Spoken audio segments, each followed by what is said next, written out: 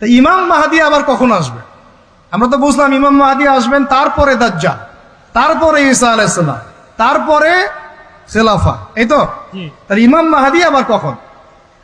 আমাদের বুয়েটের মাহদী বের হয়, পাঞ্জাব থেকে মাহদী বের হয়, হ্যাঁ, বাংলাদেশের ওই কোনায় মাহদী বের হয়, সৌদি আরব থেকে ওই কোনা থেকে মাহদী বের হয়, হয় না? খুব ভালো করে মনে রাখবেন, যতক্ষণ এই বিশ্বে একটা মালহামা না হচ্ছে মাহদী আসছেন না। কথা ক্লিয়ার? এই বিশ্বে যতক্ষণ একটা মালহামা না হচ্ছে মাহদী আসছেন না। তিনি আসবেন ফাতিমা রাদিয়াল্লাহু আনহার বংশ থেকে। কার বংশ? তার আসল নাম মুহাম্মদ। কি নাম? তার নাক উঁচু, নাক একদম উঁচু, খাড়া, কপাল চওড়া, চেহারার গড়নটা আমাদের নবী সাল্লাল্লাহু আলাইহি ওয়াসাল্লামের।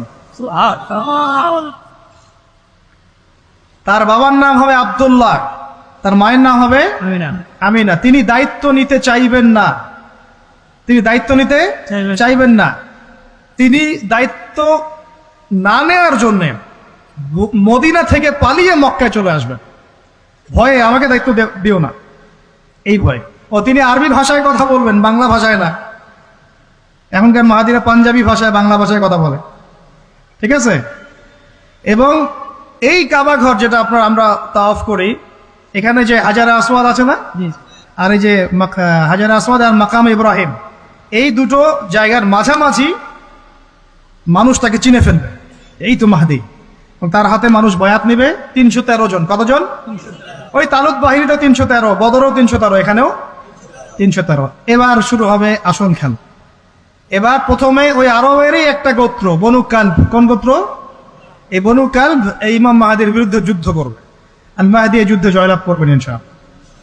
তারপরে সিরিয়া, শাম থেকে, শাম মানে শুধু সিরিয়াই না, ওই পুরো অঞ্চলটাই শাম, ওখান থেকে একটা দল আসবে এই মাহদীর সাথে যুদ্ধ করার জন্য।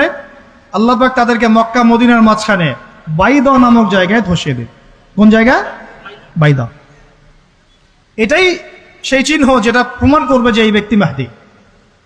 কথা বুঝতে পারছি? এরপরে মুসলমানদের আর কোনো পতন নাই, আর পিছনে ফিরে তাকানোর কোনো সুযোগ নাই। মুসলমানরা আর মাথা নিচু করবে না ইনশাল্লাহ কোনোদিনের জন্য। তারপর চলতে থাকবে খালি ইসলামের বিজয় আর বিজয় আর বিজয় আর বিজয়। আল্লাহু আকবার। এভাবে চলবে। তবে মাহদী কখন আসবেন? আগে মালহামা, তারপর মাহদী। মালহামা কি তাহলে? এটা হচ্ছে একটা বিশাল যুদ্ধ। এটা কি?